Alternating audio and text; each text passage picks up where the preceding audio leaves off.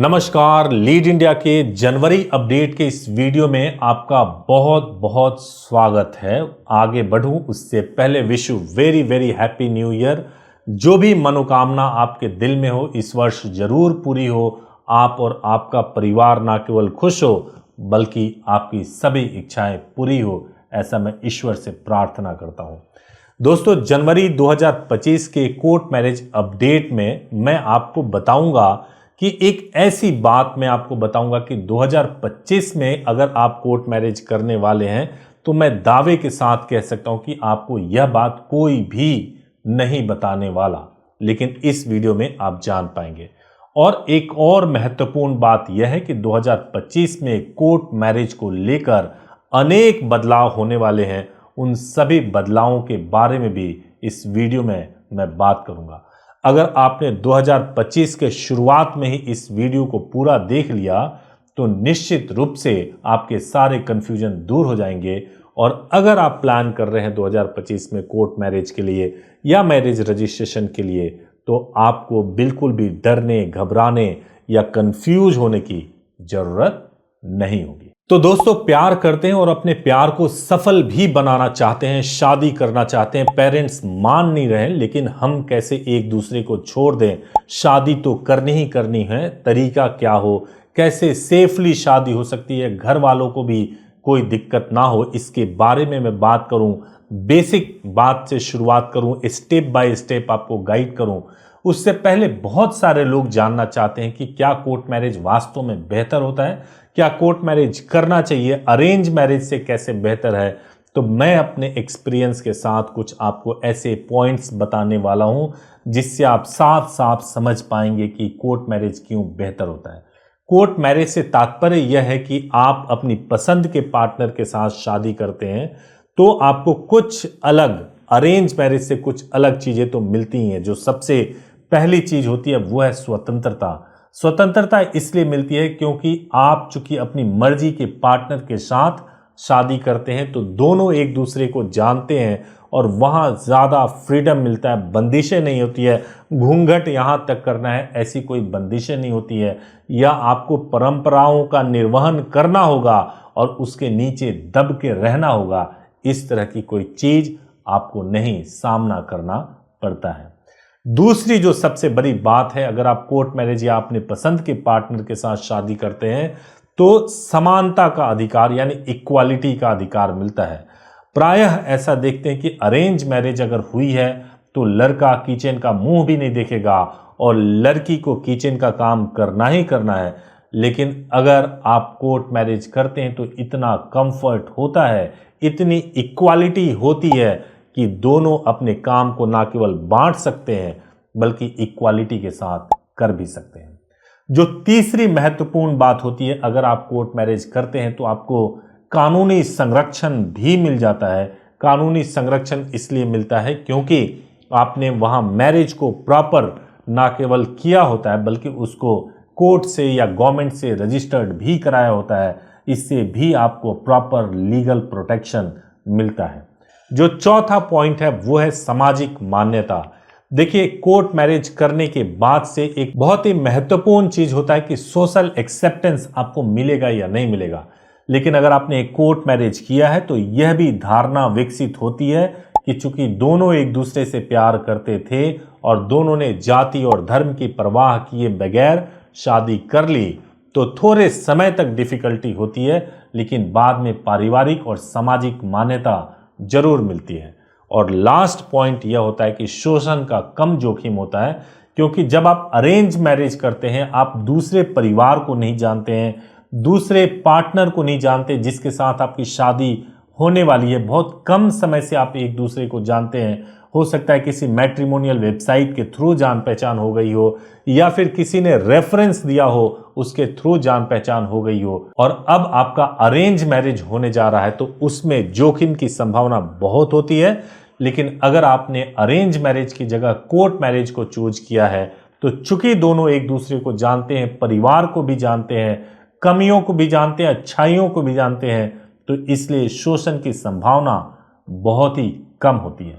लेकिन इन बातों के अलावा आप यह भी जानना चाहते हैं कि चलो ठीक है, यह सब बात तो सही है, लेकिन अगर कोर्ट मैरिज करना है तो कैसे करेंगे, तो सबसे इंपॉर्टेंट होता है डॉक्यूमेंट। आइए डॉक्यूमेंट के बारे में मैं आपको बताता हूं।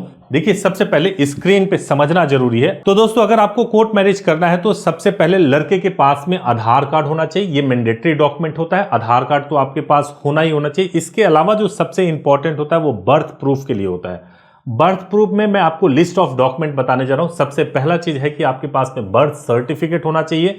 बर्थ सर्टिफिकेट अगर आपके पास नहीं है तो आपके पास 10th की मार्कशीट या सर्टिफिकेट जिस पर भी डेट ऑफ बर्थ लिखा हुआ हो वो होना चाहिए। अगर आपके पास यह भी डॉक्यूमेंट नहीं है तो ड्राइविंग लाइसेंस होना चाहिए। ड्राइविंग लाइसेंस भी नहीं है तो आपके पास में स्कूल लिविंग सर्टिफिकेट आपके पास में है तो उससे भी आपका काम हो जाएगा। ये एज प्रूफ के लिए अमूमन डॉक्यूमेंट्स मांगे जाते हैं। इसके अलावा जो डॉक्यूमेंट चाहिए होता है वो आपको आईडी प्रूफ देना होता है। जैसे आपके पास में अगर आप गवर्नमेंट सर्विस में काम करते हैं तो गवर्नमेंट की भी आईडी चलेगी। इसके अलावा पैन कार्ड, वोटर आईडी या पासपोर्ट, इन डॉक्यूमेंट्स को भी हम आईडी प्रूफ के तौर पर कंसीडर करते हैं। इसके अलावा अलग अलग सिटीज में कुछ एडिशनल डॉक्यूमेंट्स मांगे जाते हैं। जब आप हमारे हेल्पलाइन नंबर पे इंक्वायरी करेंगे तो इसके बारे में आपको डिटेल में बताएंगे। दोस्तों, मैं भी आपको यह बताना चाहता हूं कि अगर आपके मन में कोर्ट मैरिज को लेकर के कोई भी कंफ्यूजन हो तो ये हेल्पलाइन नंबर है 8800444555। इस नंबर पे आप कॉल कर सकते हैं और कॉल करके सुबह 9 बजे से लेकर शाम को 8 बजे तक बात कर सकते हैं। 7 डेज कॉल कर सकते हैं और हमारी वेबसाइट leadindia.law पर भी विजिट करके पूरा डिटेल ले सकते हैं।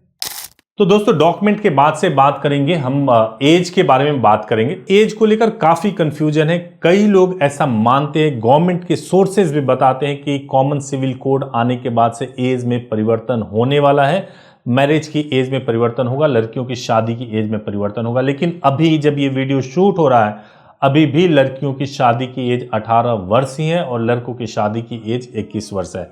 तो घबराने की बात नहीं है, बिल्कुल भी घबराने की बात नहीं है। जो भी अपडेट होगा मैं आपको जरूर दूंगा। अब जो सबसे इंपॉर्टेंट होता है वो होता है प्रोसेस, कि प्रोसेस कैसे किया जाए। कई बार ऐसा लगता है कि मैं अगर केवल रिचुअल परफॉर्म कर लेता हूं, यानी कि मंदिर में जाके शादी कर लूं, आर्य समाज में जाके शादी कर लूं या निकाह कर लूं, चर्च में जाके शादी कर लूं, यानी कि अलग अलग धर्म के लोग अपने धर्म के हिसाब से शादी कर सकते हैं, तो क्या वह लीगल नहीं होगा?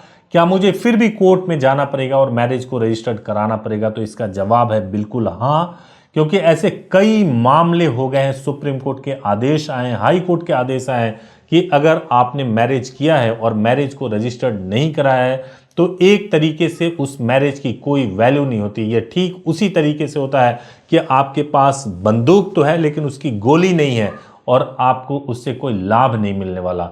तो इसलिए दोस्तों, जरूरी है कि मैरिज के बाद से मैरिज को जरूर रजिस्टर्ड कराया जाए। तो मैरिज के 2 प्रोसेस होते हैं। पहला प्रोसेस ये होता है कि आप रिचुअल्स के हिसाब से आपकी शादी होगी। हिंदू है तो हिंदू तरीके से होगी, मुस्लिम है तो निकाह हो जाएगा और क्रिश्चियन है तो चर्च में शादी हो जाएगी।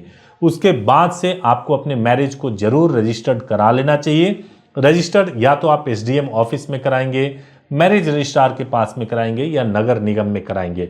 अगर आप एक बार मैरिज को रजिस्टर्ड करा लेते हैं तो उसके बाद से यह पूरी तरह से वैलिड हो जाता है और इसमें कोई भी इफ एंड बट या डाउट नहीं होता है। एक जेन्युइन मैरिज होता है। अब इसमें 2 इंपॉर्टेंट चीज होता है। वो पहला चीज ये होता है कि विटनेस कितने लगते हैं। तो विटनेस के लिए मैं बताऊं कि अलग अलग सिटीज में अलग अलग विटनेस लगते हैं। अगर आप गाजियाबाद की बात करेंगे तो गाजियाबाद में 2 विटनेस की रिक्वायरमेंट होती है, जबकि अगर यही बात आप बेंगलोर और हैदराबाद की करेंगे तो वहां पे 4 विटनेस की रिक्वायरमेंट होती है। तो डिपेंड करता, अगर आप मुस्लिम कपल हैं तो उसमें 3 विटनेस की जरूरत होती है। स्पेशल मैरिज एक्ट में कर रहे हैं तो भी 3 विटनेस की जरूरत होती है। तो आपको यह ध्यान में रखना चाहिए, जब भी आप अपने मैरिज की बुकिंग कराएंगे तो उस वक्त इंक्वायरी के वक्त आपको पता करना चाहिए कि आपको कितने विटनेस लाने की जरूरत है। आपको प्रॉपरली बता दिया जाएगा और उसके हिसाब से आप विटनेस लेके आ सकते हैं। अब एक और जो महत्वपूर्ण सवाल यह है कि कोर्ट मैरिज करें तो कहां से करें। पहले कहां से होता है आप इसे देखिए। आपको मैं स्क्रीन पे सर्टिफिकेट दिखाता हूं, इसको जरूर देख लीजिए। तो सबसे पहले सर्टिफिकेट देखिए, गाजियाबाद, दिल्ली, मुंबई, लखनऊ, जयपुर, अहमदाबाद, बेंगलोर, देहरादून। अब जो देख रहे हैं यह सर्टिफिकेट पुणे का है।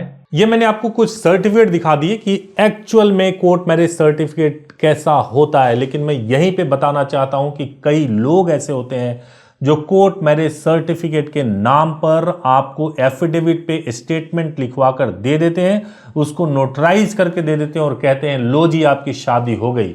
तो ऐसे फ्रॉड लोगों से बच करके रहें, क्योंकि जब भी आप मैरिज करते हैं उसके बाद से मैरिज रजिस्टर्ड होना चाहिए, सर्टिफिकेट मिलना चाहिए और वो ऑनलाइन भी वेरीफाई हो सके, यह भी ध्यान में रखिए। अगर आपको एफिडेविट के ऊपर स्टेटमेंट लिख करके आप दोनों का फोटो चिपका करके नोटरी लगा करके अगर किसी ने दे दिया तो वो मैरिज सर्टिफिकेट नहीं होता है, जेन्युइन नहीं होता। आप इस बात का जरूर ध्यान में रखिए। अब एक्ट की बात आती है तो एक्ट ये है कि जैसे आपने रिचुअल परफॉर्म किया और रिचुअल परफॉर्म करने के बाद से मैरिज रजिस्टर्ड करा लिया, तो ये आप हिंदू मैरिज एक्ट, मुस्लिम मैरिज एक्ट या कंपल्सरी मैरिज रजिस्ट्रेशन एक्ट में आप इस प्रोसेस को कर सकते हैं। लेकिन अगर इंटर रिलीजन है, दो धर्म के लोग हैं, तब आपको स्पेशल मैरिज एक्ट में शादी करनी चाहिए और स्पेशल मैरिज एक्ट में मिनिमम 30 दिन का समय लगता है। इसके बारे में जब आप हमारे हेल्पलाइन नंबर पर इंक्वायरी करेंगे तो आपको जरूर बताएंगे। लेकिन अगर आप सेम रिलीजन में हैं, कास्ट भले ही अलग अलग हो, तो आपको बिल्कुल घबराने की जरूरत नहीं है। सेम रिलीजन में आप रिचुअल परफॉर्म करके आप शादी को रजिस्टर्ड करा सकते हैं, सर्टिफिकेट भी आपको मिल सकता है। अब सबसे बड़ा डर यह है कि भाई मैरिज करने के लिए घर से निकलना है, जाके शादी करनी है, ठहरना कहाँ है और प्रोटेक्शन कैसे मिलेगा। तो दोस्तों मैं आपको बताऊं, अगर आपके मन में यह डर है तो इस डर का पहला इलाज यह है कि आपको सही जानकारी हो, सही व्यक्ति से आपकी बात हो। आपके मन में एक सबसे बड़ा सवाल यह आता है कि YouTube पे या सोशल मीडिया पे या गूगल पे बहुत सारे वीडियोस हैं जो कि अलग अलग तरीके से कोर्ट मैरिज को एक्सप्लेन करते हैं, किस पर ट्रस्ट करूं या ना ट्रस्ट करूं। सबसे पहले आपको यह देखना चाहिए कि जिस प्लेटफॉर्म पर भी आप वीडियो देख रहे हैं, जैसे YouTube पे देख रहे हैं, तो आप देखिए कि यह चैनल कितने समय से चल रहा है, क्या रोज अपडेट होता है कि नहीं, प्रॉपर अपडेट होता है कि नहीं, उसी विषय पे अपडेट होता है कि नहीं, कंसिस्टेंसी है कि नहीं, यह सब चीजें चेक करनी चाहिए। इसके अलावा आपको कमेंट्स को भी देखना चाहिए और लाइक्स को भी देखना चाहिए, सब्सक्राइबर्स को भी देखना चाहिए कि कितने सब्सक्राइबर है। उससे आपको आइडिया लगेगा कि इस चैनल को कितने लोग पसंद करते हैं और उसके आधार पर डिसाइड कर पाएंगे। इसके अलावा आपको उसी ब्रांड का या उसी चैनल या लॉ फर्म का आप वेबसाइट चेक कीजिए कि इनका वेबसाइट है या नहीं है। वेबसाइट अगर है तो गूगल पे जाकर रिव्यू देखिए, उस रिव्यू से भी आपको पता चलेगा, क्योंकि गूगल रिव्यू को बिल्कुल भी ऑल्टर नहीं किया जा सकता है। और इस आधार पे आप डिसाइड कर सकते हैं, क्योंकि सोशल मीडिया पे बहुत सारे फ्रॉड भी होते हैं, बहुत सारे ऐसे लोग होते हैं जो बहुत ही चालाकी से बात करते हैं और फ्रॉड करने की कोशिश करते हैं। ऐसे लोगों से सावधान रहना चाहिए। एक और जो बेहतरीन तरीका है चेक करने का वो यह है कि आप जो भी मोबाइल नंबर प्रोवाइड किया जाता है या हेल्पलाइन नंबर प्रोवाइड किया जाता है उस पर अलग अलग समय में बात करें, फीस के बारे में जानकारी इकट्ठा करने की कोशिश करें। अगर उसमें कोई नेगोशिएशन होता है, बार बार चेंज होता है, प्रोसेस में बार बार चेंज होता है, तो वो डाउटफुल है और आपको अवेयर होना चाहिए। तो दोस्तों इस तरीके से आपको चूज करना है कि कौन जेन्युइन है और उसके बाद से आप मैरिज प्रोसेस को कर सकते हैं। अगर आप लीड इंडिया की बात करते हैं तो लीड इंडिया में मैरिज प्रोसेस करने के लिए सबसे पहले आपको 1000 पे करके बुकिंग करानी होती है और एक बार जब आप बुकिंग करा लेते हैं उसके बाद से आप डेट, जो मैरिज की डेट होती है, जो स्लॉट मिलता है, उसको आप अपने कन्वीनियंट के हिसाब से आगे पीछे कर सकते हैं। लेकिन स्लॉट बुक होने के बाद से आपके मैरिज को बहुत प्रॉपर और सही तरीके से कराया जा सकता है। एक और जो बहुत ही महत्वपूर्ण है वह है प्रोटेक्शन। प्रोटेक्शन को लेकर के इंटीमेशन लेटर और न्यूज़पेपर पब्लिकेशन रिक्वायरमेंट के हिसाब से कराया जाता है और जिनको भी प्रोटेक्शन रिलेटेड अगर इश्यूज होता है तो उसका पूरी तरह से ध्यान रखा जाता है। अगर ऐसा लगता है कि सारे स्टेप्स ठीक से ले लिए, मैरिज करा दिया, मैरिज रजिस्ट्रेशन करा दिया, पुलिस को इंटीमेशन लेटर भेज दिया, न्यूज़पेपर पब्लिकेशन भी करा दिया, उसके बावजूद भी खतरा है, उसके बावजूद भी एफआईआर हो रहा है, तो आपको हाई कोर्ट प्रोटेक्शन भी हम आपको करवा करके देते हैं ताकि आपको कोई दिक्कत ना हो। एक और जो आखिरी और महत्वपूर्ण बात है वो ये है कि दोस्तों कोर्ट मैरिज करना या कराना मेरा पर्सनल ये शौक है, क्योंकि ये वही समय है जब एक युवा की जिंदगी शुरू होती है और एक युवा अपने जीवन के एक ऐसे पड़ाव पे होते हैं जहां से उनकी जिंदगी बदलने वाली होती है। अगर इस वक्त सही तरीके से सही गाइडेंस में अगर आप आगे बढ़ते हैं तो निश्चित रूप से आपको जीवन में इसका बहुत लाभ मिलता है और ये हमारे लिए एक तरीके से पुण्य का काम होता है। तो दोस्तों, उम्मीद है कि इस वीडियो से प्रॉपर गाइडेंस मिल गया होगा।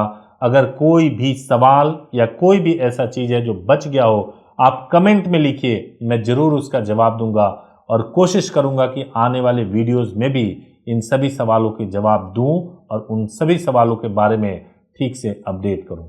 Thank you so much for watching this video. Thank you so much.